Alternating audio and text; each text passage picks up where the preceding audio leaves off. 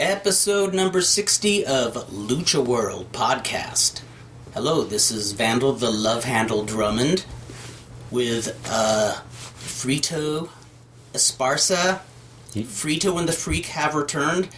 I am back from Europe. You remembered the show name. Can you believe it? And on the first try, too. See what a good intercontinental vacation will do. Yeah, I was like... Well, I'll make it quick. My trip was totally bitchin'.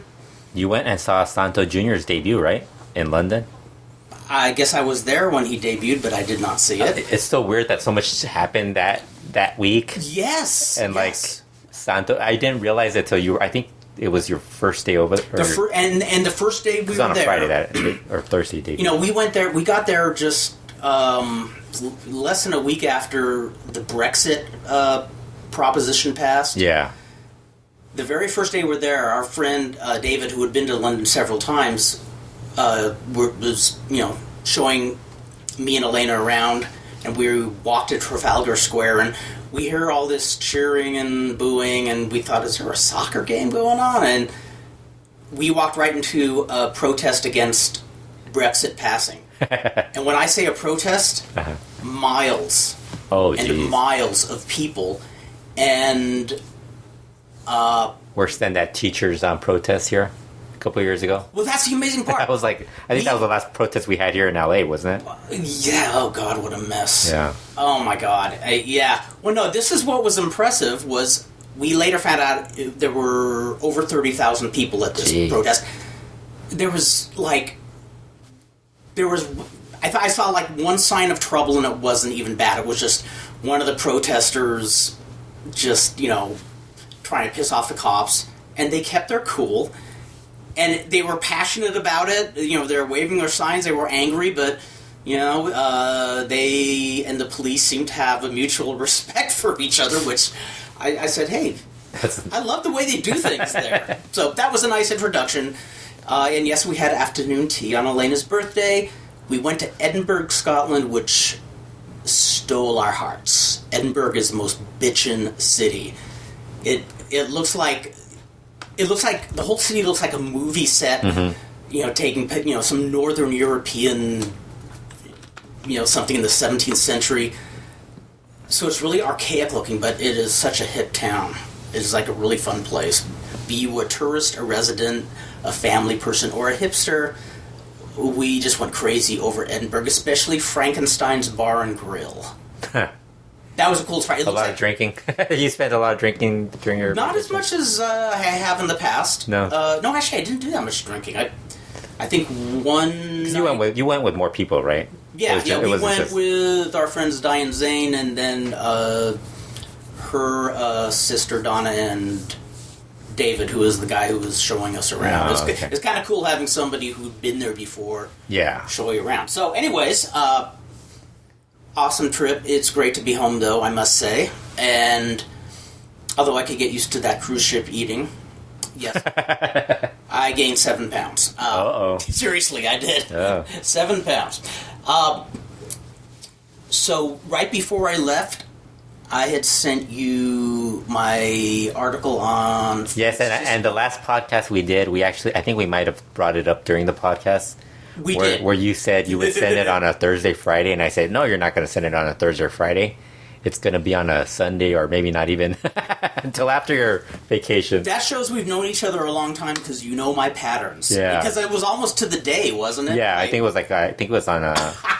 Yeah, actually, I think it was the day before, and I was like, "Oh, great! I guess I better put it up before you leave." And actually, it was 2 days before, I think, because I told you I would post it the next day, and then yes, that's right. I was like, I was racing the clock.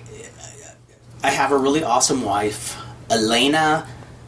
Totally understood. I wanted to get this done before the trip. There was no deadline or anything, but this is one of those things I've been kind of pecking at for a long time now, and I know if I let it go another month, I'm just going to let it, the cycle repeat itself, and I'll never get it done. So I said, I want to get this done before our trip.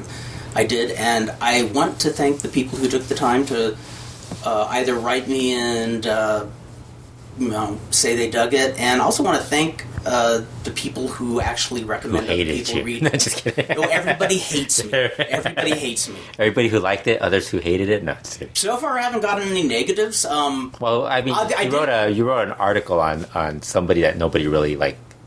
There hasn't been a lot of research on. Yeah, and that I'm not sure, like in Spanish, but in English, there's nobody that's. Well, in fact, that actually, what you researched, there's nothing on. Yeah, and it was one of those things where it wasn't like this kayfabe secret. Yet at the same time, it did seem like in his later years he adopted this. Because there was some. I have seen some of that stuff written. Like I think Steve might have written a little bit about like some of his time here in the U.S. But it wasn't like as detailed as what. Right. Well, and that was one of the surprises. Because Steve was doing a Lucha and all this other stuff. Yeah. Well, that was one of several surprises along the way because I was originally just trying to find out why, because every bio I read on him, including Lucha Mags, they say nothing about his post-wrestling career, but that he died in Memphis. And I always thought, interesting. Yeah, you're like, well, what's he doing in Memphis? Yeah, because the way they wrote about it in most of the Lucha Mags was that he started in Texas and became a star in Mexico. And there's a lot more to that. He was a huge draw in the neighboring states, New Mexico, Arizona. And he's getting a bit of a push here in California, too. And it just learned a lot about this guy. And he's a really fascinating person. And one of the reasons I think I was, I was hesitating writing anything was I still feel like there's a ton I want to learn about. Yeah. But I thought that could be like a year-long... Yeah, I mean, because you always find something new on somebody. Like, especially if you have all these magazines that come out, the older stuff that's coming out, and all, like, more... The boxy luchas that you already have. Mm-hmm. You'd have to go through everything and remember everything, write it all down into one particular, like... Yes. Go through it and, like, take... Oh, this is for Charo Aguayo, this is for Rayo de Jalisco. I started doing stuff like that. Yeah, it's like, that's more of the work that you're going to exactly. be able to do. I have a folder for Charo Aguayo and one for Jimmy El Pulpo, and I just started one for Vincent Lopez, who was a huge star here in California. But the one thing I find in common with he and Jimmy El Pulpo... Well, I don't know if this is the case with Lopez, but in Jimmy El Pulpo's case... He was a significant draw, especially here in California, up until 1948. And just, he disappears from, the digital archives I have so far anyways. Just after the middle of 1948, boom, you never hear the name mentioned again. I think... When I was doing some... It doesn't surprise me sometimes because a lot of the Mexican guys who come to the U.S., like the luchadors, we don't hear about them afterwards. It's like, here's the funny thing with him. It's a variety of reasons. Here's the funny thing. I found out he was actually Californian. Oh, really? He actually grew up in Fresno. Well, I think part of the time he's in Mexico, but he is a native Californian. And it sounds like there's some debate about Aguayo, too. It sounds like Aguayo was born in Mexico, but there were several references to him growing up around Los Angeles. He was probably born in Mexico and moved over there. Yeah. And when he passed away, they listed all his survivors. They just listed all his siblings, and all but one of them lived in California. Oh, wow. Jimmy El Pulpo was a Californian, and it's just odd that I think I found one nostalgic reference to him written by a guy who was writing about a theater, I think it was around Visalia, that was being torn down, a really old place, and he talks about having memories of seeing wrestlers, like Strangler Lewis, Jimmy El Pulpo. But I hear it's still a mystery to me, so if anybody out there... probably not a lot of people who are looking for the Octopus Man, but if anybody is... I always find it weird when we do that, if anybody had, I think maybe 4 or 5 people, I mean, there's the 4 or 5 people that would probably do enough research where they would find it. So. Well, one of the guys who actually will email me here and there is Rock Rims, who does the Olympic Auditorium site, and... Yeah, it has to be the historians that would find that stuff. Yeah, and I enjoy it when I come across somebody who...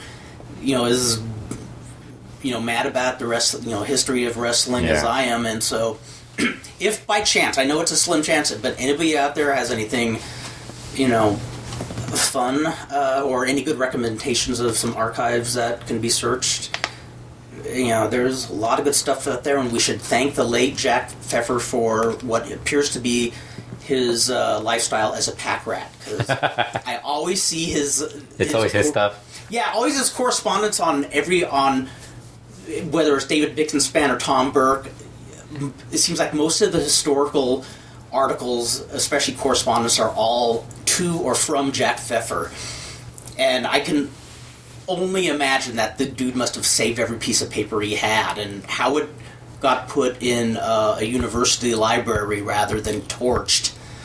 I think us talking about Charo Aguayo and Jimmy Pulpo makes us the podcast with the oldest information. I mean, because I don't think anybody else. I think Carl Stern might be the Carl one. Stern would be, yeah, would be the other one. I think he'd be the only one. Yeah, because everybody else is like maybe 50s, 60s. I think that we're already reaching 30s or 40s. Oh, I know. But that's what's so fascinating. It's weird. It was such a cool time because Lucha was coming into its own in Mexico. Yeah. I mean, as far as one stable organization, the Luderoths, and yet there were a lot of stars who. Well, like Aguayo and who was the other one? There was another one that they were pushing really huge. Jack O'Brien. I'm just No, it's one of those. We know how Charo Aguayo, they had him dressed up in the Charo outfit and said he was served with Pancho Villa. Yeah. I hope it's true. I'm just gonna name. I hope it's true, but name random names. Mario Lopez. Yes. Yeah. You think everybody's like Mario Lopez, the guy from Saved by the Bell. And it's like, no, there probably was another Mario Lopez. Well, you just go with Lopez, throw in whatever Lopez. When I started searching Vincent Lopez, I had to specifically put down professional wrestler because there was both a boxer and a band leader. That happened to me with somebody else also, and I was like, I don't want the band leader. What do I want this guy for? Yeah, I can't remember who it was, but it was another luchador that's from he's one of the 100 the list. Yeah, the 100 greatest. And it's a name that and it's like it's like everybody has that name. It's like including other celebrities. Oh, how about Octavio Ganoa? Yeah, yes. We're just gonna name all the wrestler names. There were two people. I can't remember who the other guy besides Charo Aguayo was, but I would every now and then somebody would talk about. In fact, I think one of them is Octavio Giona and Jack O'Brien. But they were talking about finally some this was when native Mexicans became stars as opposed to Mexicans who were made in America, Hecho in Mexico. Like Firpo Segura. Yeah, because it sounds Dientes Hernandez. I like that name. That's a great name. Teeth Hernandez. I love that name. My favorite is Carnicero Butcher. That's a great name. It's just the same. I love that. It's just the same name. Carnicero Butcher. Butcher. Carnicero. Yeah. I know Hadco, they had a guy years ago called Lou El Distripador. And I remember I looked up Distripador and it meant disemboweler. Oh, really? But I guess they used it as the equivalent to refer to Jack the Ripper. I was trying to figure out if it was, you were saying Lou the Stripper or Lou the Distributor. I was like, which one of those? Now that's, okay, that's a gimmick. We got to get a distribution gimmick going. Yeah. So anyway, that was a ton of fun. And I have other stuff that I'm going to... be checking out. I want to do further research on Aguayo, Pulpo, Gorilla Macias, Luis Mayo, bunch of guys. Anyways, enough of my traveling into the past. August 20th, Saturday, at 7 p.m. in East Los Angeles is Superboy's Birthday Bash. It's at... I've heard two names for this auditorium. The Underground Auditorium, that's a cute name. It's like the UEW. Yes, and also the Clayla Arena, which Clayla is the name of the street. So if you folks are interested... I think it would be better called Clayla Arena because there's so many people running it now. It's so true. I mean, because UIPW's there, Superboy's there, RIW's there. I think Steve Payne ran a show there too. That's right. Everybody's running there. The UAEW promotion, though, that's the... Supremes, right? I don't know. It's a hardcore wrestling. Is it Supremes? I think it's Supremes. And I think there's a 6th promotion in there. It's like I know everybody who's anybody. Yeah, so it's like maybe even everybody who's nobody. Yeah, I think there's maybe one or two other groups that I'm forgetting. Superboy's This is a pretty loaded card for Superboy's birthday. Nicho El Millonaro will be there. The former Psicosis, Rey Horus, Los Traumas, and... You just found out El Oriental. Oriental. I was happy when you told me that. Yeah. So tickets are $20 for adults, $10 for kids. Superboy shows are almost always fun shows, and it's his birthday, so we will all be making merry. There should be birthday cake also. And whether birthday cake is a beautiful angle. Yes. Birthday cake angles never get old. We'll dip Superboy into the birthday cake. Yes. Right? That's what we'll do. So I have been away, and I have missed so much. For about a month, and it seems like that week that you left is when everything happened. Actually, the day that I posted your Charo Guay might have been the day that Thunder died. Thunder passed away. I was at the airport when I read that. Yeah, because I posted your article on, I think, on a Wednesday. Mm-hmm. And then I did, and then your Thunder passed away on That's Thursday. Right, because I saw it Thursday morning, which was on the 30th when we were leaving. Yeah. And then we were at an area in the airport where we had free Wi-Fi, so I just... Because Satanico mentioned he was ill like a week or two prior to that. Oh, so he did mention that. Yeah, he mentioned to like keep him in your thoughts and prayers. Mm-hmm. And we were like, what's going on? And I think Cubs fan somebody did a Twitter or Google search on Thunder, and they found out that I think they might have used his I don't know if his real name. Maybe they Googled his real name. Yeah, or something. Obituaries. Yeah. Wow. No, not the obituaries. They found what was wrong with him. Oh. That he had cancer, stomach cancer. Because I guess this was something that was being discussed in the wrestling community from Australia. And that's when like it's weird because we didn't have any information on Thunder. Remember how you would talk about he had been in wrestling for 6-7 years at the time that he debuted for CMLL, and like nobody could find out any information. So then it was like then like talking about the 1930s and lack of information. Yeah, so it's like and then it's like all we had to do was like search for Australian wrestling, like maybe like, and I don't know because I think you had to find like somebody who teamed with them. And now with social media, I think it became more popular the last year or two that more people are getting into Twitter and stuff like that. And that's really where you're going to find I bet you there's a thriving indie scene there, just like there was here. And actually, I don't know. I think Johnny Idol said there wasn't a lot. Oh, because I remember. He's wrestling in Australia. We talked about this. How some of He's New Zealand. Some of the local indie boys, especially the younger ones, are saying like, "Why don't we get more coverage of our indie shows?" Australia? No, in California. California. But a lot of the indie guys think that they're on the map already, that everybody knows they're there. Yeah, and but it really hundreds and hundreds of indie organizations. Yeah, and then it's like they're going to go based on level of importance. Exactly. Like if you're in LA, the first groups that are going to get Pro Wrestling Guerrilla, and then maybe like EWF probably. Yeah, I mean, as far as I was like, who's that? I was like, notoriety, that's Jesse's promotion. Jesse Hernandez, yeah. EWF, then maybe UIPW because they're bringing, and the Lucha promotions that bring in big names. Then you get to the lower level type of groups. Yes, and then there's some groups that were really popular at one point that really kind of like let themselves slip and stuff. So and some who kind of took a quick exit, like Revolution Pro. Did Ron Rivera kind of abruptly lose interest, or if I might be remembering incorrectly, but oh no, I remember when Slammers was going. I think he got into doing something else. Yeah. Then he lost interest or something. Yeah. So then that happened, and I mean, he died. That was like just a sudden death. Well, like I said, the news I saw on the Observer site was the one that you sent to the Observer, the translation. Yeah, I didn't send it. What? I didn't send it. It credited you. Yeah, I know. Crediting. I didn't send it. Did you send it to somebody else? I don't send anything to the Observer or anybody. Well, so then somebody credited you then. Yeah. Dave credited credited me, I think. Yeah, he did. Yeah. Anyways, it was Satanico's announcement of... it wasn't his son-in-law, but they were engaged, weren't they? Or I think so. I don't know. But they had been in a relationship I actually for the first time felt really sad, like when I read that, like, oh man, here I am ragging on, and he was a terrible wrestler. He was awful, but that doesn't take anything away from But it sounds like he was a good guy. I mean, I heard if you hear like a lot of the guys like Ray Cometa, after his loss to Barbaro Carbonario, we'll talk about that later. The hair match, he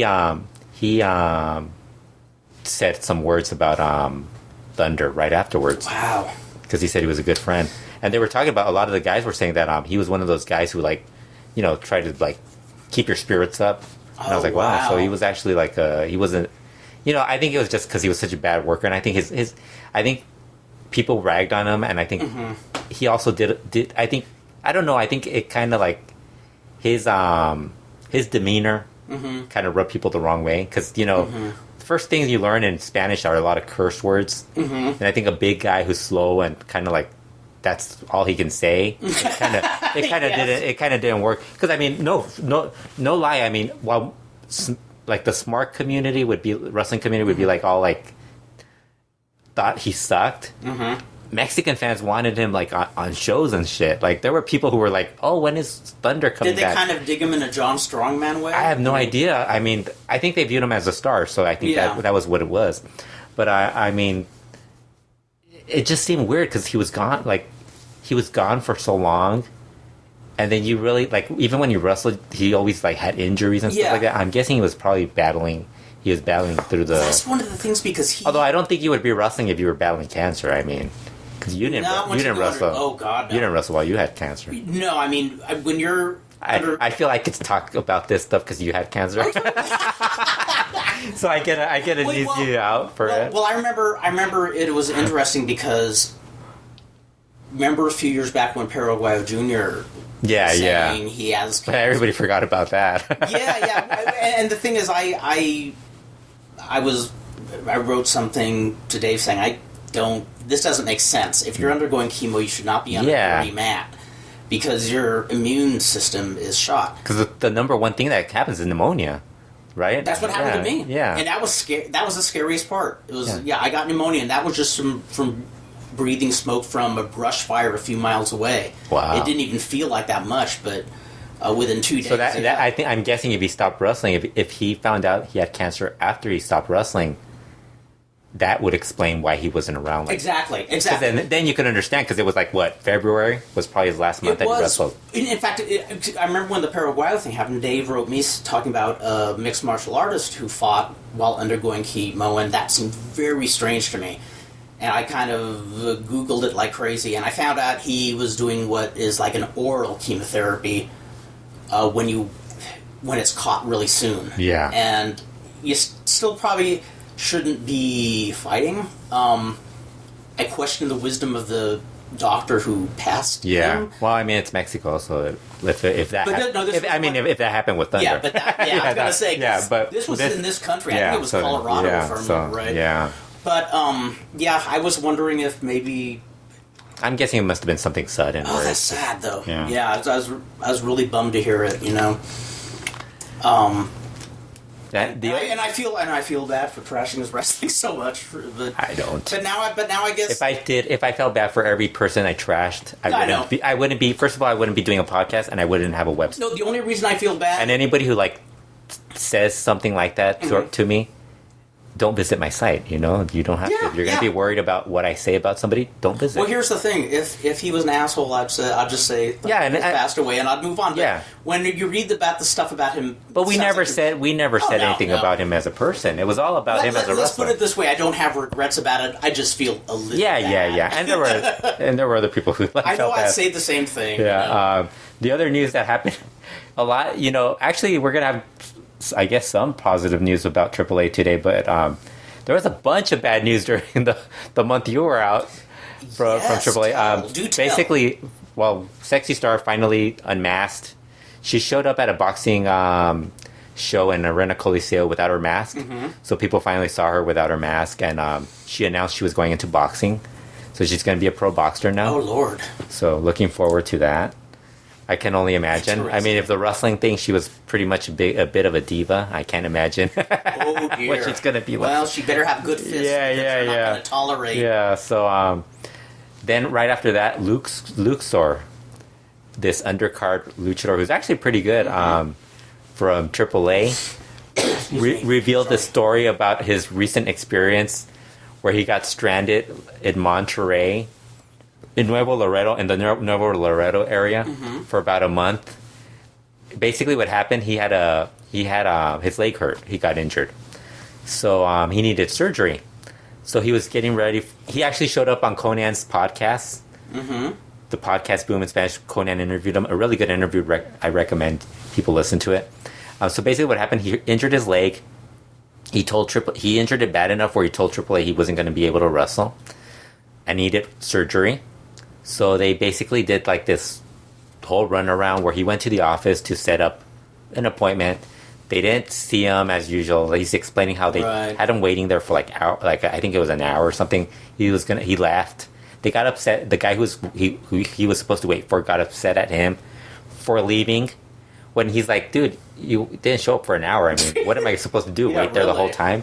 So then right after that, I guess they did some sort of. I don't know if they forgot that he was injured or what, but they booked him for a match in Monterrey. So he decided. So what they decided was, hey, well, you wrestle this match, and afterwards you'll have surgery. Oh, jeez. So then he's like, okay. So he kind of explained to them that he was in a lot of pain. So he basically went to. He asked a friend of his who had I guess she worked for a clinic or something, and she got him a knee brace. Yeah. So that he wouldn't hurt himself while he wrestled. So he ended up hurting himself more. So he gets surgery. He can't afford to get back home. AAA, he tries to get Dorian he tries to get AAA to help him out. They don't help him out. They just tell him to wait. The promoters decide. One of the promoters, the Cantu promoters, I think you might have heard of them. They suggest that he ask the fans for help.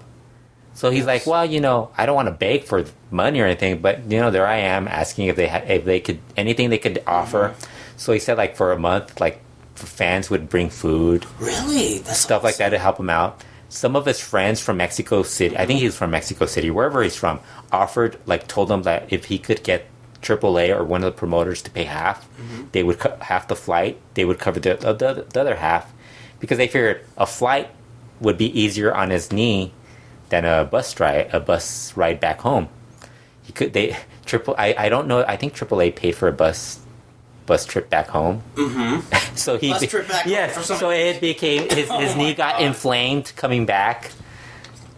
So he had that again. So basically, he was really pissed. He had to go back and figure out money issues and stuff like that. So it just became this whole mess.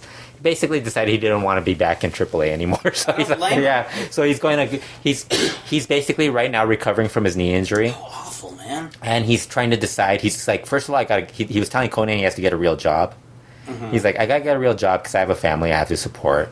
He's like, if my knee feels better and I'm healthy, I'm gonna get back into the ring. He's like, but he's like, I'm definitely not going to go back to AAA, and I'm going to change my name to, instead of Luxor, I'm going to be, he used to wrestle as Niño de Ébano, but he's not Niño anymore. So he's just going to be Ébano. Ébano, okay. Ébano. So that's his story. Mini Drago quit right after also. So it's I didn't hear about this. Mini Drago. I don't know why he quit. I just know he quit. And I'm like, I was gonna make a comment on Twitter oh, Mini Drago quit. You've hit rock bottom. But apparently they're having a lot of money issues. It's amazing how AAA will have these, rocket ride. Their statue will be on top one day, and the next day they seem like a third world promotion almost. And then Luxor, the worst thing he said, he shows up to the office to figure out what they could work out. He had a previous bad experience with Joaquin Roldan, because I guess Luxor is one of those guys who doesn't he's one of those guys who gets told stuff and he's not gonna he doesn't follow as easily. He's gonna question why you want me there. So he that they're actually gonna do it. I think this in the coming days. That what's it called when they go to the church, the mass and all that? What is it called in English? I know it's a peregris. Probably the mass. Yeah, I guess the mass. They walk to it and all the stuff. It's a mass and the gathering. Yeah, I know. It's a gathering. I don't know what it's called, but I know what you're. Yeah, so yes, they wanted him to do it. It was a couple. I think it was last year or something. And he asked why he had to do it. So Joaquin, I guess that led to him and Joaquin Roldan not getting along. So they actually have had shouting matches in the past. Wow. So he was talking about how he had to talk to Joaquin Roldan to find out what was going to happen. He's like, because he wanted to talk to Dorian, because like Dorian's like the easier. He's like Dorian's a good cop. He's a sweet talker, like like Paul Heyman. What Paul Heyman? One of those guys who like he could be robbing you and putting but he's like, but all the time you're smiling and thinking yeah. So he figured at least I could talk to him and he's not going to treat me like he's not going to yell at me. So he's like I show up, I want to talk to Dorian, and I find out Dorian's on vacation. Oh, geez. Like he had like been on a 2-3 week vacation, and he's like I know he's a boss, but he's like, come on, this is your business. You're not going to be taking vacations when half your This guy actually revealed that the like a lot of the talent is like there's grumblings about not getting paid and stuff like that, or not making enough money. And we figured that when Lucha Underground came about, where it's like they're not making. There's a big difference between dollars and then Phoenix moved to San Diego. Okay. Wait, I think I might have heard. Taya moved to Los Angeles, which I think that's normal. I mean, because she's not really from Mexico, but Phoenix moving from Mexico to San Diego, that's an interesting. That is interesting. Yeah. Yes. And I guess he's been trying to find bookings in the U.S. So wow, he's been getting a lot of bookings in the U.S. Like, well, hey, good for us who like to see local indie wrestling. I mean, he's getting booking outside of the local. I believe it. But he's been in Chicago and all. I bet you somebody, one of the local promoters here. Yeah, I know. I haven't. But it's weird. I haven't seen like the LA. Like I've seen them in San Diego, but I haven't seen them booked in LA. But I think that's because a lot of the LA groups are affiliated with CMLL. Yes. That's true. That's true. They can use the Lucha Underground. They use the Lucha Underground indie guys. But those guys don't go to AAA, like Little Cholo, Steve Payne. Those guys aren't in. Well, like Los Traumas, they're with IWRG. Yeah, but they're independent. They're not IWRG. So Phoenix is Traumas aren't IWRG. They're independent. They wrestle there. That's an independent. Yeah, but I mean, Phoenix is AAA. Okay. Yeah. So he remains AAA. Yeah. Okay. Yeah. Interesting. So that's the reason. I'm guessing the groups could probably bring him in if they don't book him with they book somebody else. Like if they want Phoenix versus Ray Horace, I think they'd be okay with it. It's interesting because Ray Horace is Lucha Underground, and it's interesting the whole Lucha Underground connection because I remember whenever you hear about two promotions merging together, the one that comes to mind, the first is Roy Shire in San Francisco joining a battle with Don Owens. I mean, they were co-promoting, and it just went to hell fast. Yeah, it bombed. But this is kind of a different connection. This is like a TV production. Yeah. And a wrestling promotion. But you kind of notice it more and more that Lucha Underground's kind of more like distancing themselves from AAA. Yes. Although they're sending them talent and stuff like that. It's amazing that there's like this slight separation where like whoever doesn't want to work for AAA, they can work other places and stuff like that. Yeah, and it seems like I'm amazed at the connection they do. Although I'm really confused because of the Ray Horace thing, because people are telling me, it's different with Ray Horace, but I mean he wrestled in AAA as Dragon Azteca recently, and now he's going to work an indie show as Ray Horace against the CMLL guy in Mexico. So that's kind of. I wonder if some people. That's a little confusing. I wonder if some people. And I don't know. I think is he wrestling in Triplemania? I don't remember. Yeah, he's wrestling in Triplemania. So that's where I got confused. And I'm still not sure that's going to happen. Also, and I know I'm sorry if the promoter thinks I'm wrong and full of shit and stuff like that. I don't give a fuck. Well, let's preface. Let's pretend like we're starting the podcast all over again and preface by saying we think we're right, but there's a damn good chance we could be wrong. So if you think you're, I said it was 50-50. I mean, what more do you think 50-50 means? 50-50 doesn't mean I don't think you're going to have them. Yeah. I said 50-50. Maybe he's there, maybe he's not there. And I'm saying if you folks write us and say you're absolutely wrong, we will think about it and say, yes. I wonder if we are. Maybe we are, maybe we're not. Yeah. So that's the 50-50. Like it's like one of those. If you think we're full of shit, then we'll have a nice day. Yeah.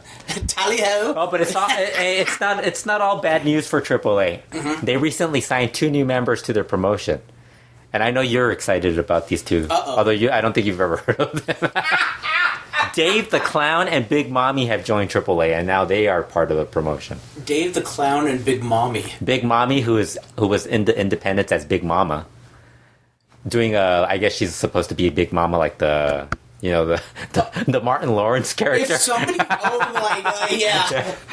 if somebody came up to me and said there is a promotion somewhere on the globe that has two characters called Dave the Clown and Big Mommy, the first thing I'd say... Big Mommy.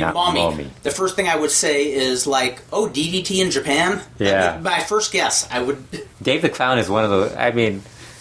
and you know the sad thing, these two aren't very good. Oh, jeez. But I mean, Dave the Clown spent so much time bugging Conan on Twitter, constantly like asking him to bring him to... He's ready. I'm ready, Comandante. Like... So when Conan left, he recommended... So for some reason, it took Conan leaving for him to finally make it on Twitter. How funny. Oh, my God. But actually, this is one... He actually did a shoot, like... involvement in one of AAA show where he attacked one of the, I think it was Psycho Clown or one of the clowns. Right. Like he was doing like a fan type of thing. Like he was in the crowd. Oh, okay. And then he like kind of like tried to jump in and stuff. And it's like, because that happens a lot in AAA. If you watch AAA TV, like if you've seen them over the years, you might have seen like sometimes you'll see like somebody entering and like all of a sudden you see a random fan just showing up and like hugging the person that's like... Yeah, if I see that. So that sort of thing happened with Dave the Clown. Oh, how funny. Big Mommy, I mean, I don't know. Like, I have no idea. This is one of those, you lose Luxor and like... Yes. And Phoenix maybe getting less bookings and you add these people, it's like, So, rather than watching AAA, I just want to hear your updates, and I'm more interested just in the whole business side of it, and I would love to know what actually is going on deep inside there, you know? Yeah, so do you want me to run down the Triplemania lineup or keep going in random order? Random, like just keep going to random shit. Yeah, keep going. Well, let me ask. No, I'll do Triplemania, then we'll talk about CMLL. Yeah, I'm going to ask, is this something that people are excited about? Or Big Mommy and Dave the Clown? Oh, Triplemania. Nobody's excited about Dave the Clown and Big Mommy. Yeah, but I've got... If you are excited about that, you have problems. I was going to say, when you say Triplemania... I suddenly get this, like, Pavlov dogs, like, nausea type feeling. Yeah, from the last year? From the last year, yeah. Did you watch that after all, or? Yeah, it was the first pay-per-view in ages that I watched while it was happening. Yeah. And I just sat there with my jaw slack, saying, I can't believe this is happening. Yeah. I would have believed it was a small indie fed who had never done a pay-per-view before. Yeah. But I'm just sitting there watching, like, wow. So, well, this show has a couple of better matches. But, like, the main event's kind of, like, not something that's... It's been done so many times in, like, the last year. It's, like... And that's...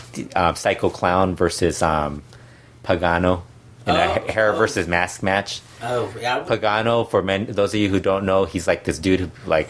He was the hot indie wrestler. Like, picture, like, I'm guessing John Zandig, somebody like that. Okay. Somebody like that who got hot just from doing death matches. Right. Not hot, but recognized... Because I mean, I don't even think. I mean, Zandig basically ran his own promotion, didn't he? Like CZW. Well, and also you get noticed for something specific, like hardcore. Like I knew people who didn't know wrestling much, but they thought Sabu was the greatest thing they ever saw. But they didn't know. I think Sabu over Pagano. Well, yeah, but you know the point I'm making is somebody who doesn't watch wrestling all the time, they see something that crazy. Yeah. So yes, I think this is the most insane guy. Yeah, we gotta see him. I mean, if you're seeing a guy like throw people through barbed wire and stuff like that, I mean, there's going to be some fans that are going to be attracted to that. Like, going to watch because there's people like to watch horrible shit. Like it's like what's that thing with the cars where the car accident, you're always the smash up derby. Yeah, when you end up looking at when you're passing by, there's an accident. You always Everybody slows down. You have to slow down to see him. And that's kind of what Pagano is. Because Pagano is not good. I mean. Like I was saying, I've only seen him once. I didn't see what the fuss was. I think the only match I've seen him that was really good was the match he had with Trauma 1, and Trauma 1 pretty much carried it. Yeah. And it wasn't even that great. Wow. It was just a passable match. Psycho Clown, I mean, I think they've wasted him so much, and like especially this feud and like all those years where they kept teasing him being a headliner. But it's like, that match, I mean, they do it so many times on indie shows. It's not really that entertaining. Right. There's a title match. I guess I'll just run down Triplemania. Title match, AAA World Mega title. Tejano Jr. defending against Brian Cage and Dr. Wagner Jr. Cool. Brian Cage, or as they call him, Hijo del Trump. They've been calling him Hijo del Trump. That should be good. That sounds like one I'd actually like to see. Yeah. I'm not a big Dr. Wagner Jr. fan just because he poses a lot in his matches nowadays. But it should be an okay match. It's got Cage and Tejano Jr. Should be good. They have a Lucha Underground Trios match, a special Lucha Underground Trios match. Marty the Moth teams with Matanza, Cueto, and Mil Muertes versus Dragon Azteca Jr., Prince Puma, and Rey Mysterio Jr. Oh. Which should be good. That sounds really good. That actually might be the... Actually, there's a couple of matches on here that are probably show-stealing type of matches. But that's what I'm talking about. They have Dragon Azteca Jr. working that show, and then Ray Horace is wrestling on a later show that I'll mention. That's where I'm, like, confused. Gotcha. That's where I'm saying it's 50-50, and, like, promoter was like, it's like in Japan with Ricochet and Volador. I'm like, but Ricochet, that's in Japan. I mean, Japan, AAA doesn't have any control in Japan, you know? So I was like, that was fine. Then there is Pentagon Jr. defending the AAA Latin American title against Johnny Mundo. That should be probably the best match on the card. That should be really good. There's a tag team title match. Angelico and Jack Evans defend against Matt Cross. I think it's Matt Cross and not Son of Havoc. Teaming with Paul London versus Aerostar and Drago versus Phoenix and Hijo del Fantasma. Phoenix and Hijo del Fantasma, they just randomly decided to team up. Now, I have not seen Paul London in a long time. Yeah. I think the last time we saw him, he was wearing a space outfit. He was wearing a space outfit. That actually led me to say, hey, I like this guy. Yeah. But I haven't seen him since then, to be honest. Yeah. I don't know I wonder what he's like now. Yeah. I mean, I wonder if he's... I think he's involved with Lucha Underground as one of the... like the bookers. Oh, okay. Not the bookers, but the agents. Okay. One of the agents. Fabi Apache and Mary Apache go against Averno and Chessman in an intergender match. Chessman mentioned women shouldn't be in the ring. They belong in the kitchen. That type of thing. Yeah, he's the Larry Zbyszko of our era. Normally, I would not be excited about an intergender match, but that could be decent. Gran Apache is the special referee. He actually turned on. He didn't turn on his daughters, but he scolded them for like fighting with the man. And then there is a Copa and Triplemania Cup. I think they did that last year, didn't they? I believe so. La Parca versus and 10 other people that haven't been mentioned. La Parca and 10 other people. Yes, 10 others. Sounds like the name of a musical. Yes, La Parca and 10 others. And it's La Parca, the AAA one, not LA Park, the awesome one. Right. That should be the one where. A few intriguing matches, but nothing that I would line up to say I must see this live. Me personally. Yeah, I don't know. I think because it's going to be televised. I'll just wait till they post it on the TV, the post to TV stuff. Because it's like it doesn't fascinate me as much. Yeah. I mean, the Pentagon Jr., Johnny Mundo, and the Lucha Underground Trios matches do interest me, but it's like, I don't know. Like, it's not as exciting. Last year, I liked the idea of Rey Mysterio versus whatever his name is now. Back then. Oh, yeah. Mystices. That kind of interested me. You know what's funny? But the rest of the card was really weak. And plus, it was on a pay-per-view. I think that was also the novelty of it being on a pay-per-view. Yeah, and I remember I wasn't expecting, like... Because there was a lot of bad matches on that one. This is actually... Yeah, exactly. Well, the thing is, I remember being kind of up for it, like a little excited even. I wasn't expecting... Well, the cage match, I don't think they announced it was a cage match until like a day or two before it was announced, right? Right. And it was like, when they put them in the cage, I was like, what the hell are these guys doing in a cage? It's like, they have like all these high flyers. I was like, that was awful. Yeah, I mean, I know the biz evolves, but sometimes don't reinvent the wheel. And the bad thing is this is happening the Sunday, the August 28th on a Sunday. That Friday, September 2nd, CML announced that's the day for the 83rd anniversary. No way, show. really? Yeah. So I think that's going to get some people interested. But I mean, so far, I don't know what they're going to do because it's like... I was going to ask, is this like last year where we have no clue what they're planning? What was last year's main? That was Sombra versus Atlantis. But see, they went with Sombra and Atlantis. That was good. But yeah, we didn't know either. Like back then, we didn't know. And I'm sitting here thinking, and the bad thing is they teased, like the matches that they teased are really. They did this write up. CML.com did this write up for teasing which matches might be the big match, And it's like, none of the matches are... I mean, outside of Rush versus La Mascara, and even that isn't like... Yeah. I think they kind of... Because Rush has been suspended. I mean, it's cool if it's like a co-main event, maybe, but... Yeah, but you know what's really killed is, like, the feud was really hot, but it's kind of cooled down because Rush hasn't been around a lot. Suspended. He's been in LA a lot. He's been wrestling everywhere. And I think the Rush LA Park feud has kind of just, like, overshadowed everything. And that's not going to happen there. Yeah.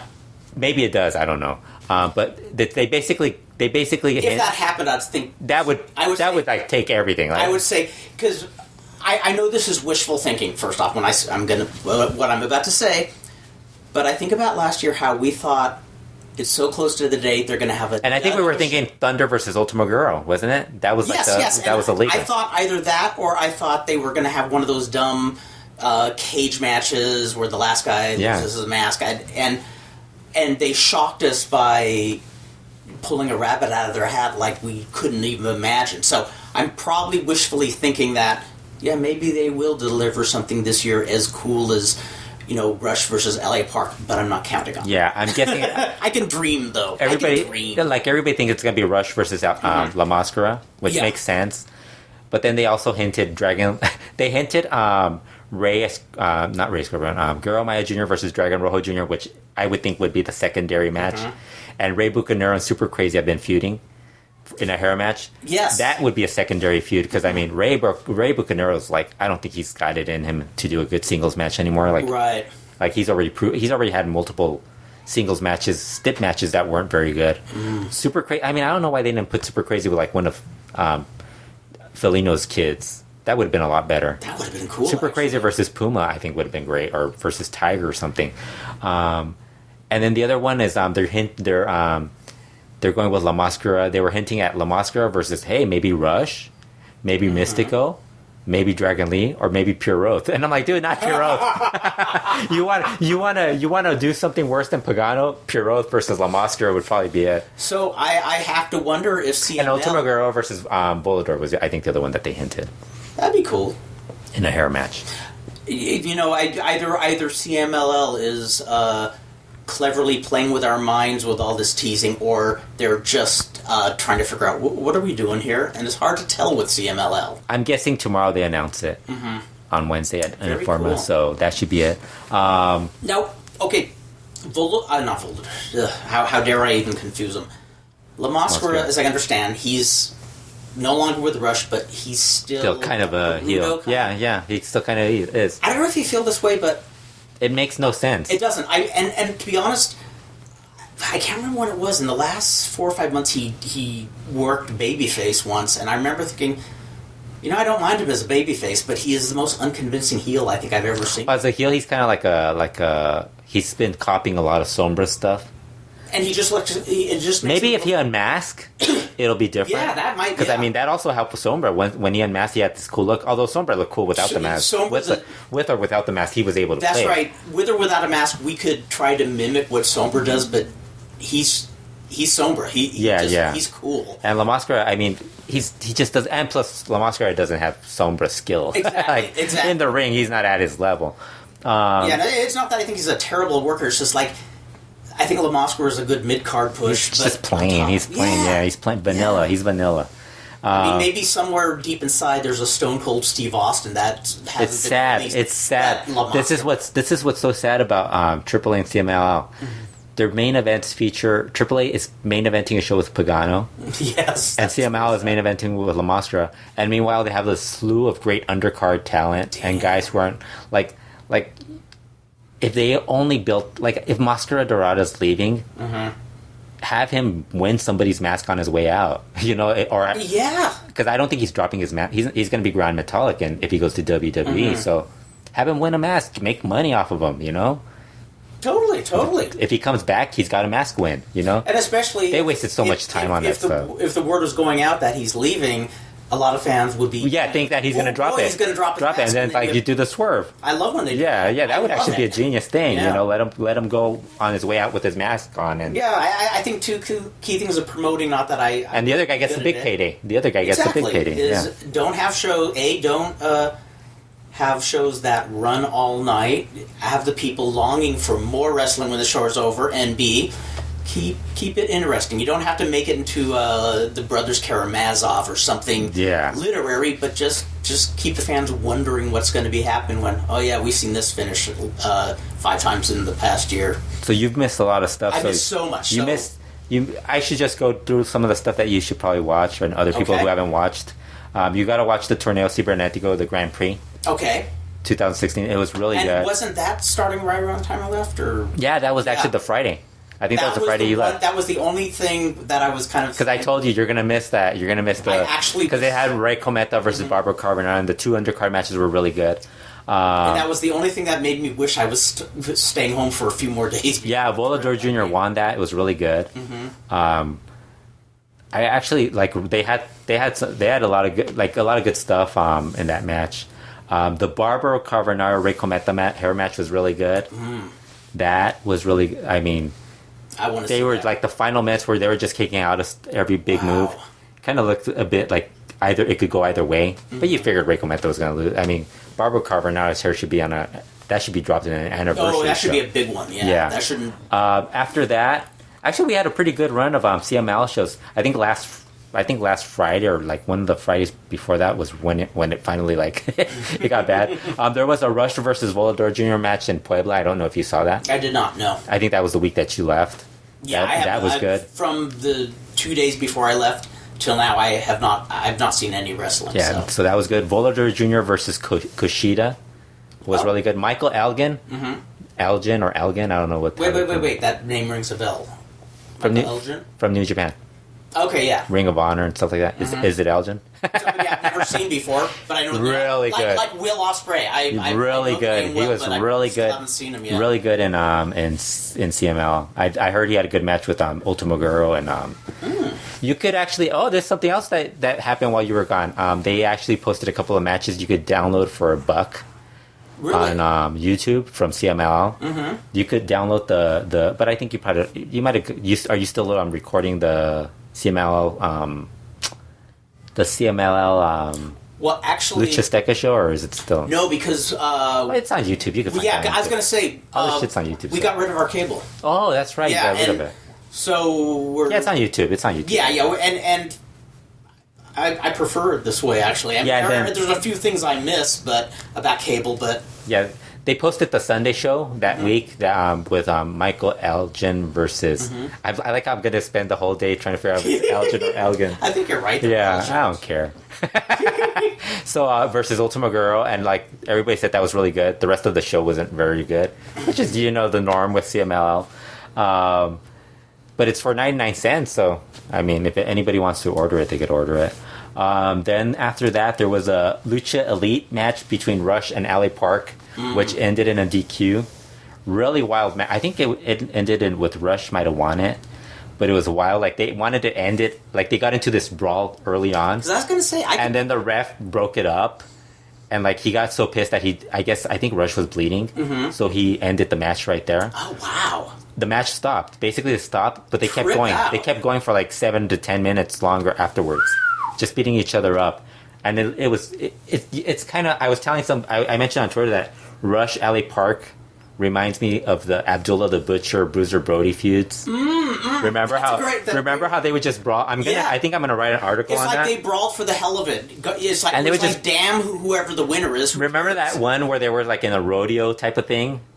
And they just brawled throughout the whole thing, and they were just hitting each other with plywood and stuff like that. And I bet to them it was playtime. But it's weird because they were selling a lot of stuff, but these guys actually sell. They're actually getting hit and they're falling a bit. I was gonna say I could picture with somebody as gnarly as Rush that LA Park would be kind of hey, I'm gonna turn up the volume tonight. This is fun, because. I think that's the hottest feud right now, just because it's overshadowing everything in Mexico. They're both of them are kind of like these very charismatic, angry bull in a china cabinet types. Well, yeah, and then Rush called Rush. They asked Rush about Ali Park. He's like, "Well, we're the only two real motherfuckers in Mexico." And I thought that was great. And then Ali Park did Rush, please don't beat up any more security guards. I never want to see you leave CMLL. And then Ali Park did an interview at a funeral.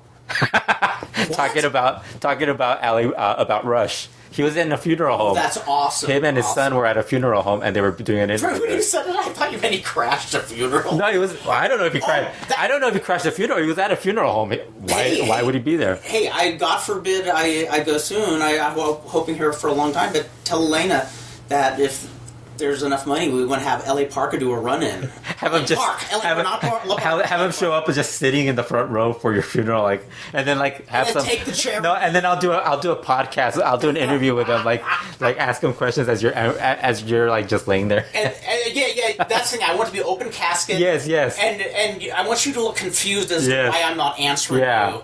And then have somebody move my mouth like a ventriloquist. I'll raise your hand up to hold the recorder.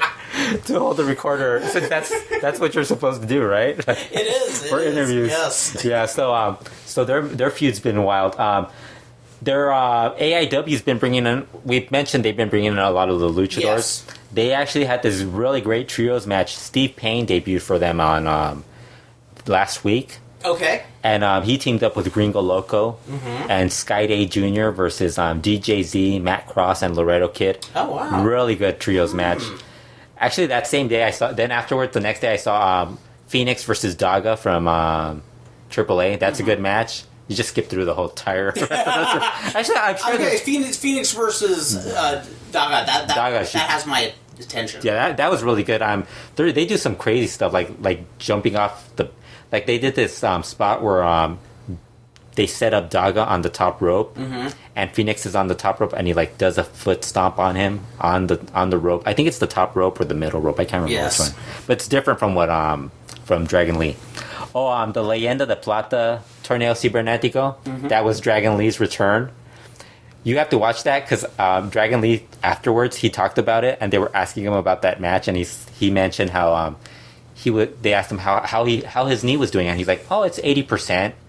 It's like 80%, and then he's like, "So how did you feel in the match?" He's like, "Well, it was 80%, but once the match started going, it's like the energy picked up. I got really excited. I could see that. So he's like, that makes sense. So my knee was at 100%, and I started doing. He was doing Dragon Lee stuff. I think within the first few minutes that he was there, he hit one of those crazy tope suicidas. I mean, I don't know how they survived those things because he hit it. I don't know either. He just bounced off of the guardrail. It's just, and I know I've said this before, but years ago when I knew guys who would get hurt, they would still work. But what they do is, one, they made their workmate understand my shin is fractured or my shoulder is out. So you wrestle the match. I know you can't get away with that nowadays. But they do a match where you work a hold or make it interesting, but you lay off that body part where now it's damn the torpedoes. I don't care if my knee's blown out. I'm going to do every move I can. We almost got Dragon Lee versus Mystico in that match, too, which was kind of cool. Wow. I think that would have been interesting. Yeah, that would have been good. But it ended up being La Máscara winning because Rush interfered and attacked La Máscara. So he won on a DQ? So he won on a DQ, and then Dragon Lee got upset at Rush for costing him the match. Oh, okay. But he said they were fine afterwards. Storyline. He's like, yeah. Dragon Lee's the super baby face. Kind of an awkward way to end the tournament, but I guess if you want to make it look like the stakes were high and he got it taken away from him. And you have to have La Máscara win a lot. You have to have La Máscara win. If he's going to be the one dropping his mask, he's got to be the one that's got to win a lot of stuff. And then he beat Negro Casas. The following week, he beat Negro Casas to win the Leyenda Plata trophy. I heard that match wasn't as good as... I heard that mentioned, too. Yeah, and I think while you were out, Negro Casas was out with an injury.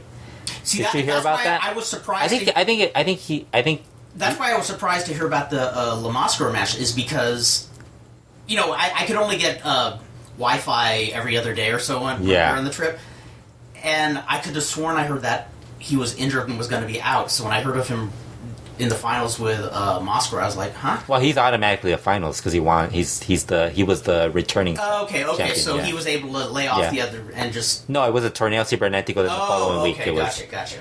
But Casas was out for a month or so because he had a hemorrhoid issue. Oh, jeez. I wouldn't even but it was real.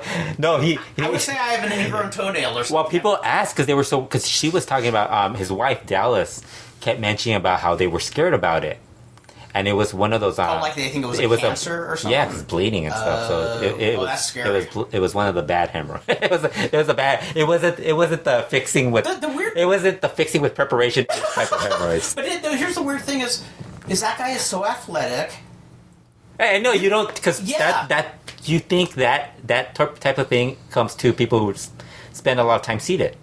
A lot of times seated, their diets are not good. Their excess weight. There's a lot of, but he seems like one of the least likely candidates. Yeah. So I think that's probably why they were scared about it, because they probably thought, how is he getting that? Yeah. It just must have been a weird. Yeah, because they even posted a picture of him like going to surgery and then afterwards or something. I almost wonder if it was like a Fisher or something. And then Ultimo Guerrero was on afterwards. Oh no, I can only imagine. Yes, and he talked about it, and he was like, well, you know how Negro Costa's been out. Why Negro Costa's been out? And then the announcer's like, we don't have to talk about that.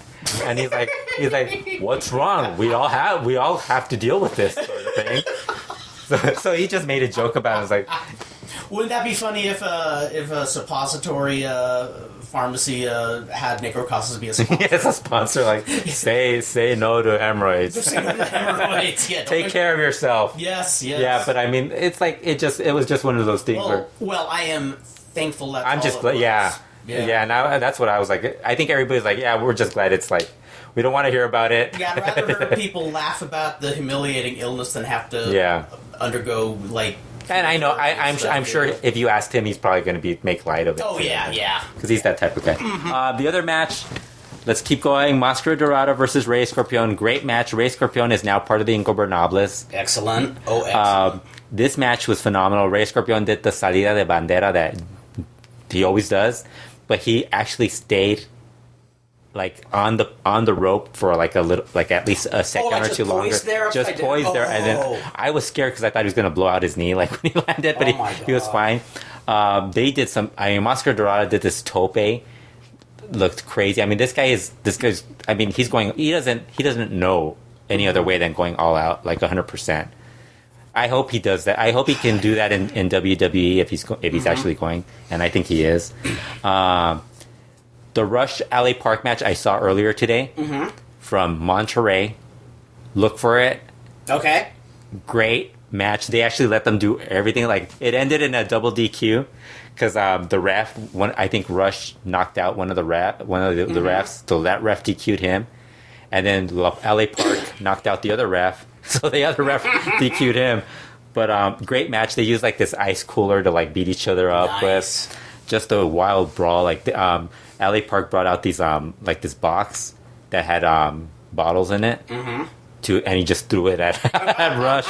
Just a wild brawl, now, really good. That would be the ultimate indie match here in LA if they brought those two to work with each other. That would be great. Like you just like that should be like the match. That's what I remember about Brody and Abdullah. If I remember correctly, they would do all these indie shows. And it was just a party for everybody involved. And I think that's what I think that's what promoters here should do. I mean, I think the only trouble is LA Park's like a handful to deal with. Yes. And Rush is a little easier to deal with, but he's also a handful to deal with. You know, he's easier to deal with, but he's also a handful to deal with. So it's like, I think the guys here in in LA could probably get, like, I think one of the guys here, like, I think Kerry could probably pull it off. That'd be awesome. Or FMLL could probably pull it off. That would be like the ultimate feather in his. But I don't think FMLL would do it just because it's a kid-friendly type of thing. Yes. And I think most of the Lucha promotions here are very kid-friendly, so it's like, I don't think they would do it. But maybe like one of those indie groups. I think we got to talk AIW to do it, like the promotion out of Cleveland. Oh, that'd be big. I think they would be crazy enough to do it. I don't know. I think they would. I mean, they've dealt with Sunny, so it's like I think they could deal with LA Park. If you dealt with Sunny, you probably deal with LA Park and Rush. Awesome. Lucha Underground Ultima Lucha 2 was really like good, great. I actually like midway through the show, I was trying to figure out if I actually thought it was as good as the first one. But I think the first one, because it was the first one, you think it was, it resonated a little more with you. It left, you had more of a better feel to it. And plus, I think the end of it, the way it ended, you haven't seen it, right? No, I haven't. It ends with them like leaving like everything like an they're going like on a road trips. Like everybody's going on road trips. Kind of like to be continued. Yeah. Kind of like you're trying to hope. And then there was that whole thing about would they come back or something. So there was that. So then, but this one, the ending I kind of felt it ended kind of flat. although they arrested Dario Cueto at the end. Oh, they did? Yeah, they arrested him for for the illegal fighting or whatever. I think some other stuff for a murder. I think he murdered. He murdered he murdered Mr. Cisco Cholo. Yeah. My record. Okay, my records here say no. He was arrested at the end for impersonating a friend of Rayo de Jalisco. We go full circle to my question about, hey, you're a big Rayo de Jalisco Jr. fan or Rayo de Jalisco fan. Right. He's like, and he just looked at me like, I still think that's the funniest thing. Like, he just stared me down like, fuck you. Like, why would you ask me this? Did he say something like it's a very emotional thing? Yes. He played it off well. I don't know if I posted. I think I did post that.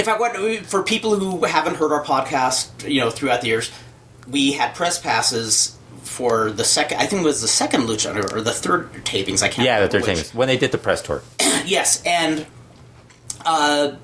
they tried a little too hard to choreograph all the interview. Not choreograph. They wanted you to be kayfabe and the people to be in character. So we were in Dario Cueto's office, and his character was pretty new to us. And so here he is in his office, and new to us because it hadn't even aired. That's right. Yes, exactly. I think it was 3 weeks away. So from this guy was a whole new face to it. But the one thing we noticed when we went to what was his office, excuse me, I'm a little dry in the mouth today,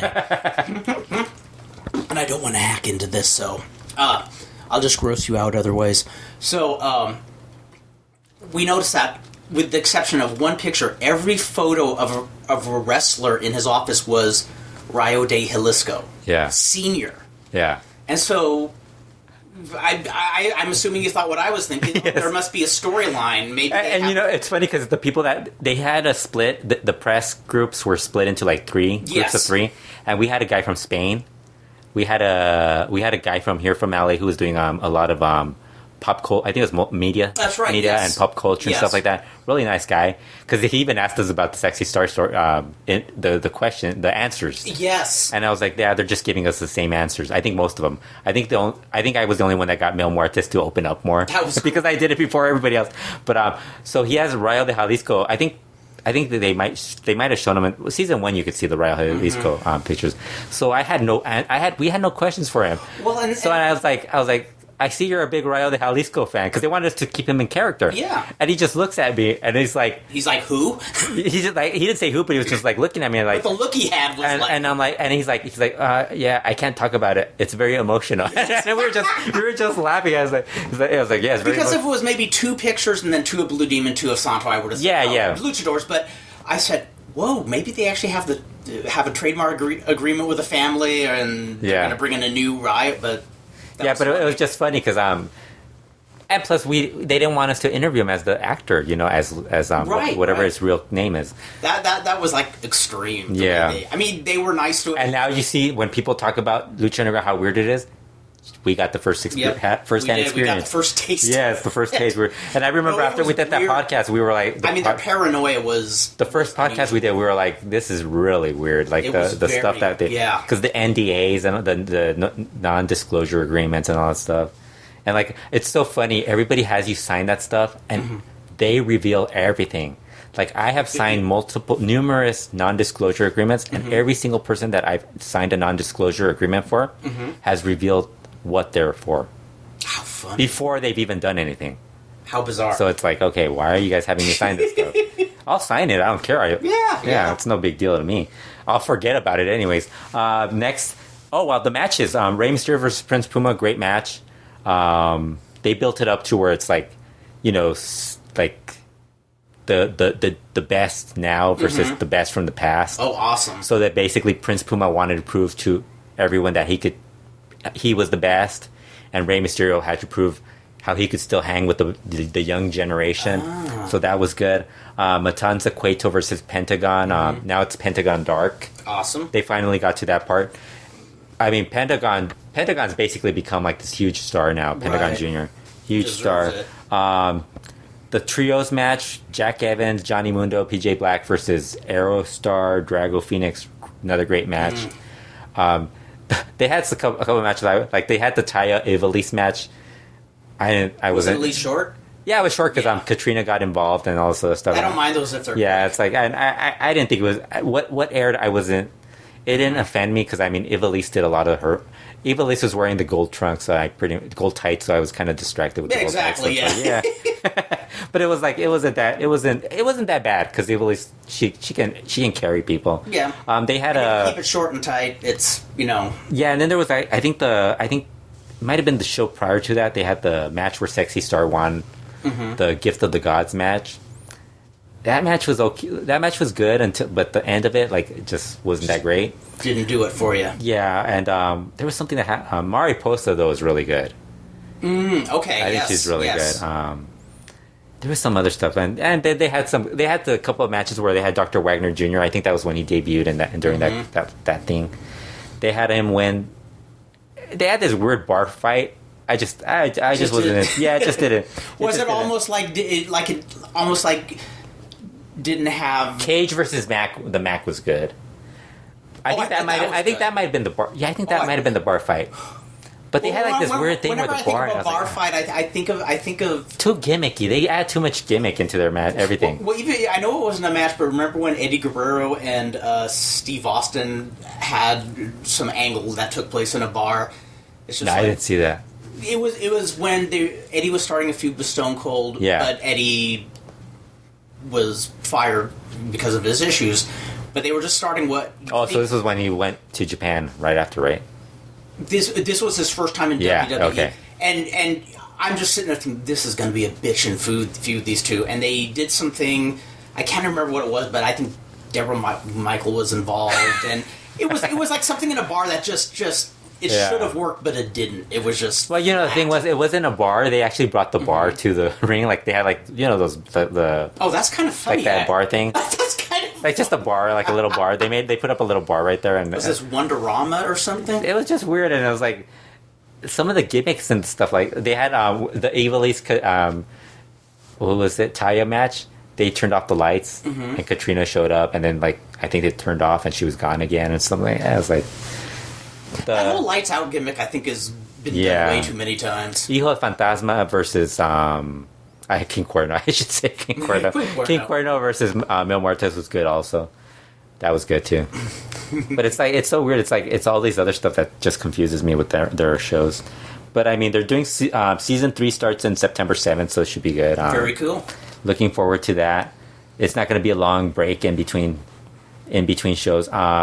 The other news: Teddy Hart has made his debut in Elite, and you didn't even get to see that. No, I didn't. And he's still weird as usual.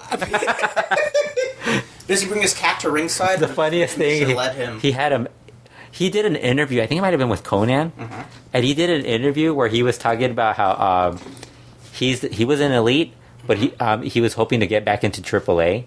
And it's like, dude, why are you burning the bridge you're currently in? He's like one-upping Conan. like Conan usually waits till maybe the two of them have a bet. Maybe both of them have a bunch of like money put away and saying, "I can burn bridge faster than you can." Yeah. So Teddy's, but Teddy, you expect it. So his first match with Elite was Diamante Azul, and Teddy just said he was horrible. Like he said, I don't know if it's his inexperience, but he didn't think the match was good at all. And I mean, just how did it look to the laypersons? I don't know. I didn't watch it. I was like, it was Diamante, so I was like, I ain't gonna watch it. I haven't watched it. Because there's times I watch something as somebody who's watched wrestling, I can see, they did this wrong, this, that, and the other thing wrong. But I've got to do a run where I just watch everything. But sometimes I like to try to like think out of the box and say, okay, I'm just a casual layperson. And try to pretend I don't understand the whole thing of basing yourself to catch somebody. Yeah. And just say, is it entertaining? Yeah, and then he wrestled Rey Escorpion the following week, I think. Somehow Teddy Hart, that Liga Elite tournament? Yes. That they've had guys disappear at times. And now Mascaradora might actually be going to WWE, might not even finish that tournament. Nero Casas was in the tournament for one match, and then he hasn't been back in it. Yes. Juventud Guerrero was announced in the match, hasn't been back, never made it to one match. Bobby Lashley's been in, I think, 2 or 3 matches. That fell through. Yeah, that fell apart because he's got to give TNA a certain percentage off his booking. Oh, gotcha. So it's more expensive now. Yeah. So So then they added Teddy Hart, so now Teddy Hart's like in third place. So he had that match with Rey Escorpion, and he actually said Rey Escorpion, that might have been one of the best matches he's had, toughest matches he's had in his life. Because that is a match I would like and to that's see. a compliment, and Rey Escorpion is really good. I love Rey Escorpion. Yeah, he's awesome. He's one of the guys who... Him and Steve Payne are guys that I, they're never gonna, they may never be, the main guys, but they're just good, they're good wrestlers. And Rey Escorpion has a good niche in there. I mean, and the weird thing is, Rey Escorpion is a great, not only a great wrestler, but he's good on the mic. When he's on CMLL Informa, he's one of the more entertaining guys. Yeah. And I remember when they were doing the Ingobernables, and he had a little argument with them at one point when they were doing those Rudos versus Rudos. Oh, yes. And I thought, why don't they turn him as the guy who would feud with them? Because he's actually somebody you could believe wouldn't be afraid of him. Him, Casas, maybe put him, Casas, and Ultima Guerrero.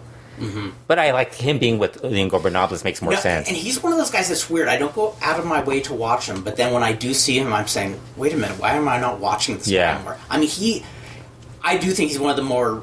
underrated. Underrated, yeah. Yeah. Steve Payne's another guy who I think is underrated. I think so, too. Yeah. I think so, too. And I mean... Because everybody only mentions, he's a great bass and great at this stuff, but he's really good. There's more to him than that. Yeah, he's really good. He's not just vanilla. And now he's a promoter. That's right. Now he's going to get to experience the headaches of dealing with wrestling. I've only promoted one show, and I had the easiest job in the world because it was just a tiny little show as part of a tour for Japanese fans who... It was when they had the Al Snow versus Sabu match, La Puente, and Terry Funk did the run-in. The reason that whole match happened was because it was part of a Japanese tour. Oh. Otherwise, the Al Snow Sabu thing would not have happened. You guys weren't going to pay for you guys. Yeah, but they wanted... one of the guys doing the tour wanted just to have just a little show on just in a little venue.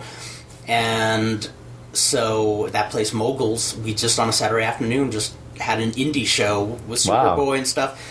Nothing special, but that was my baby. I promoted it, and I had no headaches because I just got the people I get along with the best and just said, well, let's just have some matches. Yeah. But you and I have both talked to a lot of people who promote shows, and I have sympathy, except for the crooked ones. I have sympathy because you see the headaches going on, and then you see the mistakes they start to make when they're kind of neck deep in the business, and all the things they know they shouldn't do, they panic and do anyways. Well, that UIPW show we went to, poor Carrie. Yes, that was, in fact, that was exactly who I was just thinking. I mean, I've seen it dozens of times, but I just saw how tired Carrie looked. I mean, you could tell that he was doing everything to just keep the show going. I mean, the dude works his butt off, and he's still a nice guy on top of it. Yeah.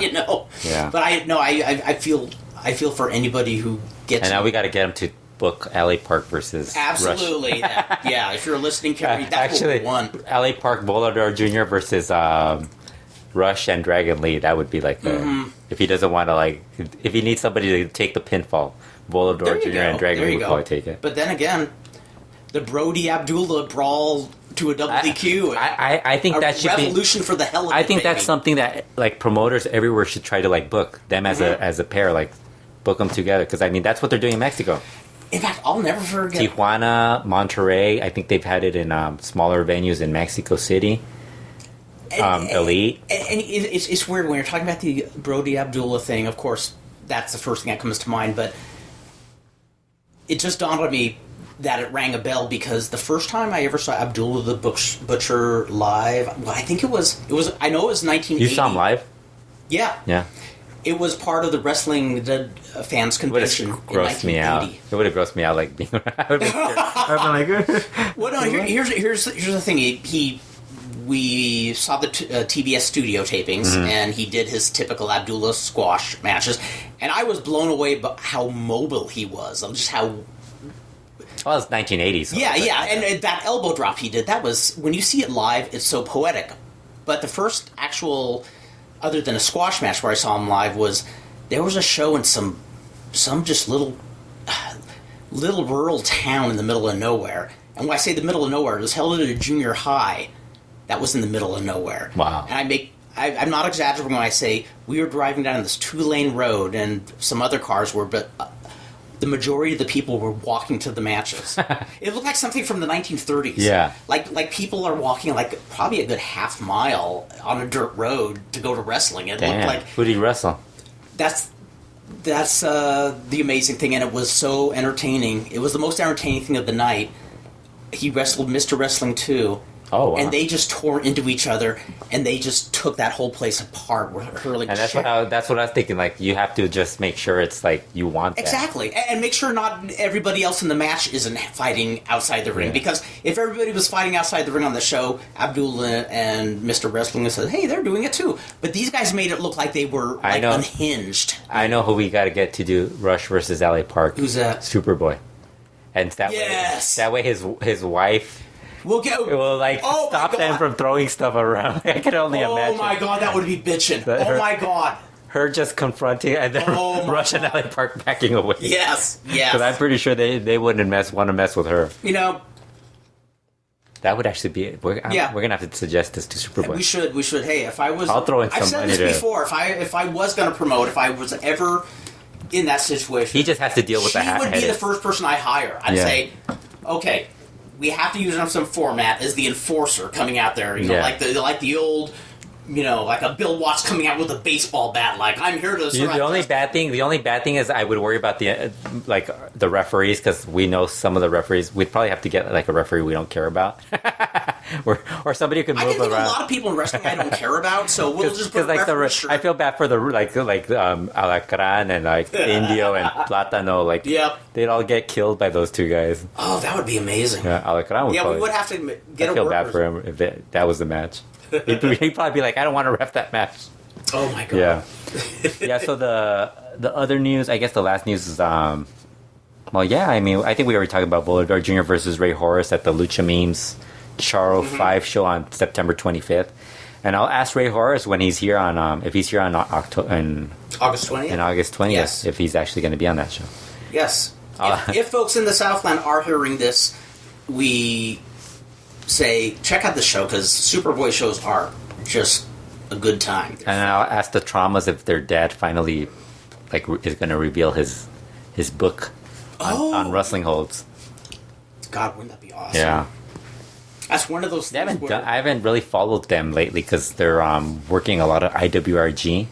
Well, I was going to ask IWRG hub for a while. Yeah, but they've been working a lot. They were doing a lot more independent. Okay. But I've mainly seen them they're working on other indies, but mainly what I've seen, video. Yes. It's IWRG, and IWRG has been really bad. What did I see? Electroshock's there now. Yeah, 5 or 6 months ago, I saw them in a match. Yeah, 5-6 months ago. What was it? Like I said, it was an independent show. It was two CMLL guys. Yeah. And I remember just saying, wow, this is so much better when they were in IWRG. Yeah. I mean, IWRG, they're good, but it's like you could tell they're told, okay, you're going to wrestle a long match against somebody inexperienced. No, they're because they're bigger guys. I mean, because they're not really lightweights anymore. They're working with Mr. Electro, Mascarano Dos Mil Jr., Canis Lupus. None of these guys are good. Right, yeah. That's what I mean. Hijo de Dos Caras, who's the shit. That's what I mean. Here they are. I hope he doesn't die, because then people are going to take him. Jeez. I'm serious. I get annoyed with people Okay, this is where I get annoyed. I get annoyed if the people feel really bad and act like, oh, I always liked him. Yeah. No. That always bothers me. When somebody dies and then they're like, oh, he was such a great guy, and it's he wasn't a great guy. Yeah, what made me sad was when I read the announcement by Satanico, and the way Satanico... I felt bad for that. It sounded he sounded like he was actually a nice guy. Oh, no. So, I don't... I like how we go full circle and go back to No. It's something to... Because guilt has affected you. Something where I have to give Lance Storm props is... the Axel Rotten. Was it Axel Rotten? No, it was the Ultimate Warrior. Remember how... No, but remember the Axel Rotten one? Wait, refresh me, because I remember... Balls Mahoney. The Balls Mahoney one where he said they weren't friends. And he was he wrote about two friends that passed away.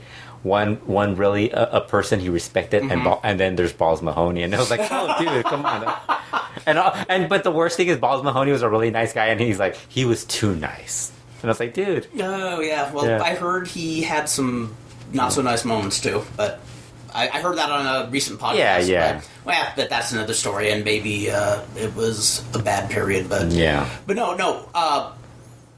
Lance Storm was one of the few to say when Ultimate Warrior died, he just flat out said, I think a lot of people are being way disingenuous. They've been, a lot of people have been talking about what a scumbag he is, how they hate him, not just he's a bad worker, just he's and then, oh my God, my friend, you died. Oh my God, we didn't get to, and that I would find annoying. Yeah, I do find it annoying. That I don't take back that Thunder was a terrible wrestler. Yeah. I just felt kind of sad, like, okay, there's a side we didn't know about him. It's nobody's fault. It's just like... And it wasn't like we were the only ones. There was a lot of wrestling fans. Oh, hell yeah.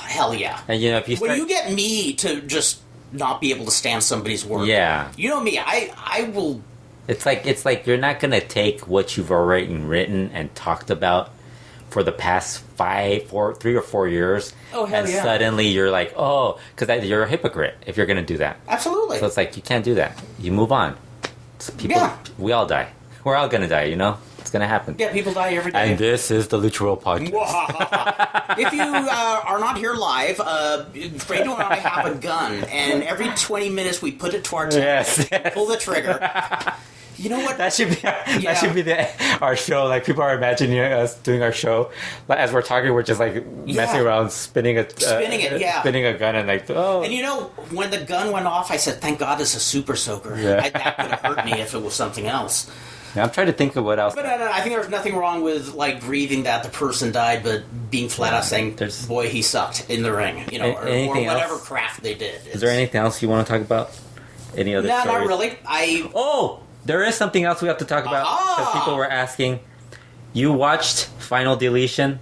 Your thoughts on Final Deletion? Okay, Final Deletion. For those who don't know, Final Deletion was Matt Hardy versus Jeff Hardy, or as he calls him, Brother Nero. Brother Nero.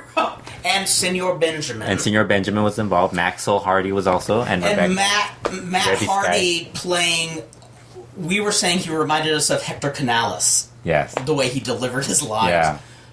The only thing, I was telling Fredo, the only thing that would have made this more complete is if they had the Ennio Morricone soundtrack, a composer who did all the music for Fistful of Dollars. Because they kind of did They did have that mood. Yeah, like a little mood, but it would have been like if they had that. That is the best thing I've seen the Hardys do in ages. I loved it. I absolutely loved it. It's weird because there was a period where I thought, Jeff has always been good. Like he's always good. He's always worked well. He's popular. He's the one with the look. Yeah. For the kids and stuff like that. But Matt kind of seemed like he's lost. Like he just seemed like an average wrestler. Like Matt Hardy, because they really didn't do as much with him in WWE. No, like, that's true. They gave him some gimmicks that really didn't do a lot. But this is actually the first time I actually see like some personality in him, and he's actually doing something really like. And it's fun. It's been a long time since I watched them. It's been a few years, and I've seen pictures of them, but this was the first time I saw them up close, and I'm thinking, damn, Matt looks the same, and Jeff Hardy looks like he's aged a lot. Well, Matt looked older because he had all the facial hair and the white hair. But he's still youthful. He looks the same. He still looked the same. Yeah, but Matt Hardy, it's the tattoos. He looks like somebody who, it's the tattoos, but his face looks a little aged too. How they got to be 40 now, don't they? It's weird to think, huh? Yeah, because they've been around. Yeah. They've been around a while. It's me showing my age. It feels like 2 years ago when they debuted, when actually it was 2 years ago. I'm like, oh, fuck, time. Well, we were talking about the match, and we were talking about how it doesn't, like, when I was watching, it's like, I could see Jeff and Matt doing this even without, like, it being on TNA. Well, see, that's the thing. If you follow their careers and remember who they hung around with, like the Omega guys, like Shane Helms, and Shannon Moore. I love Shannon Moore, and I think they hung around with like a couple of. I think maybe Kid Cash was in that group, and a couple of other like these Southern guys. Yeah, a whole crew of guys. They had their home. They didn't necessarily weren't like all buds, but they all they worked in the same group and same area. Yeah, they were doing like a lot of grassroots. Yeah. I mean that was the most interesting part of their book when it came out. Was they wrote a book years ago. It's one of the WWE books. And the most fascinating thing was them talking about pounding the pavement, trying to get sponsors for the group, and I thought, damn, that's kind of cool seeing guys who just were so passionate about it. They were trying to both wrestle and run the show and actually, sound like they did in a way that's a little more maturity than a lot of people. Yeah, because it just seemed like something they would do. Like,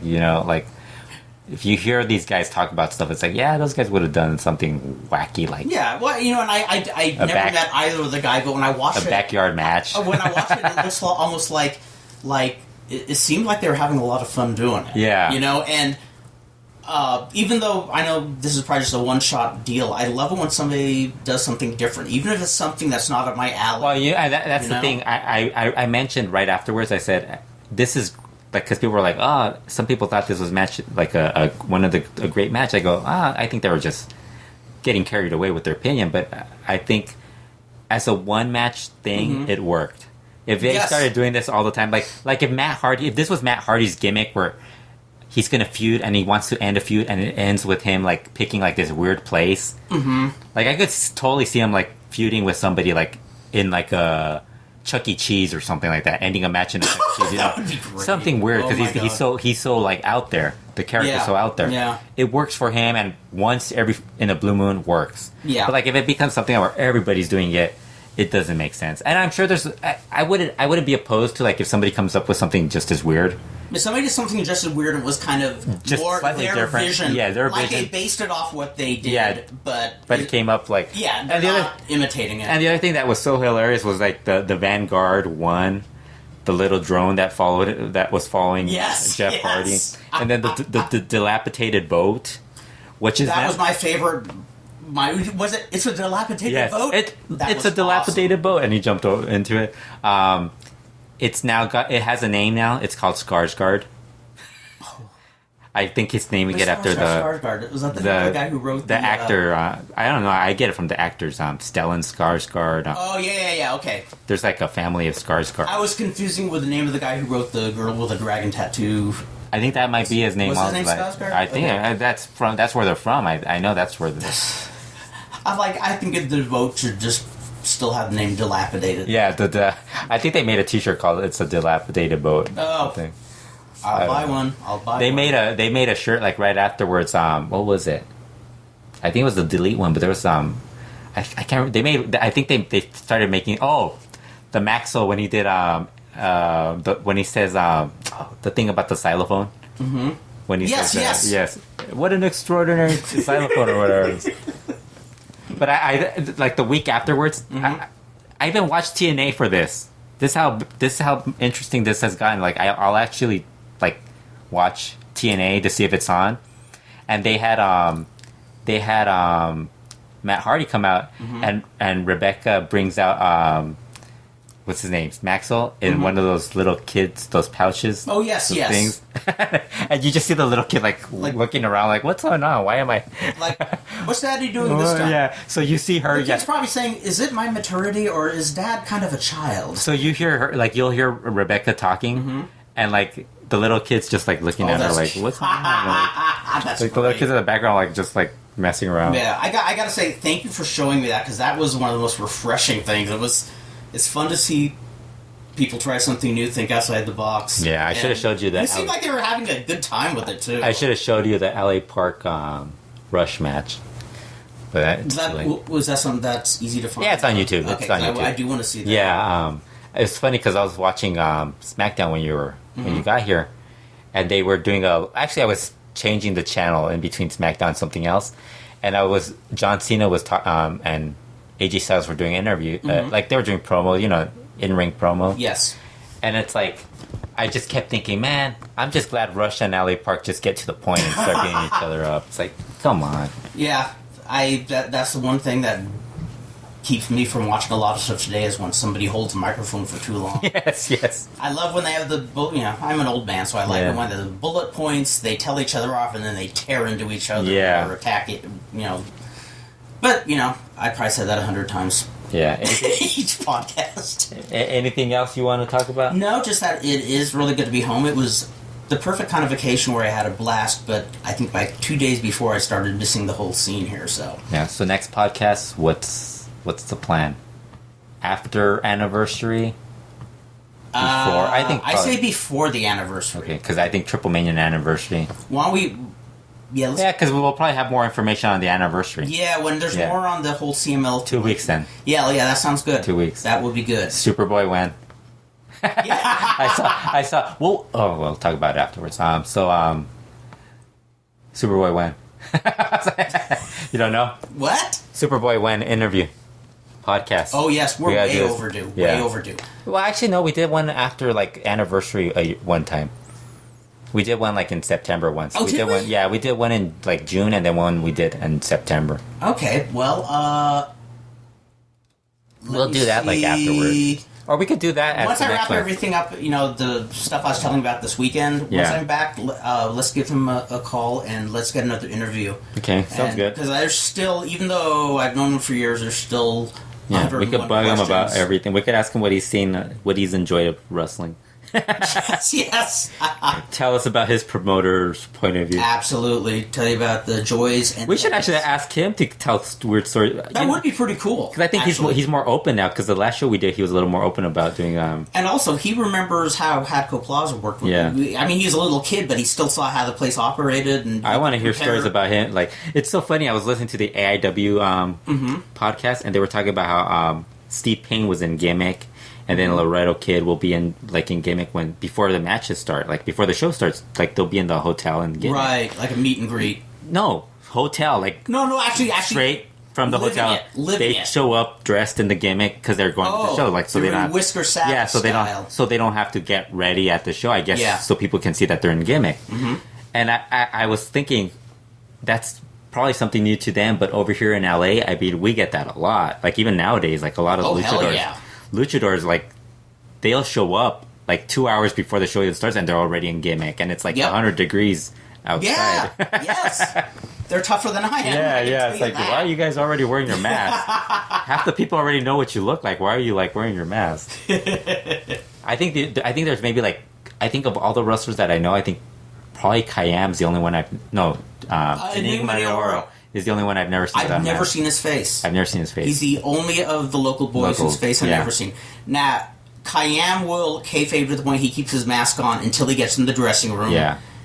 But yeah, I have known them since the late 80s, and not once has I seen an Enigma without the mask. even the guys from Mexico are starting to be a little looser, not wearing the mask backstage. Yeah, I remember, I've seen more of those guys doing that.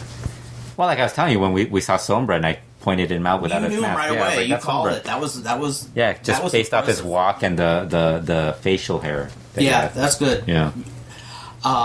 So let's shoot for 2 weeks, and it's good to be back. And until then, may the right hemisphere of the brain short circuit the left hemisphere. May the left hemisphere short circuit the right hemisphere, and bing, you're there. Isn't that wonderful? See you in 2 weeks.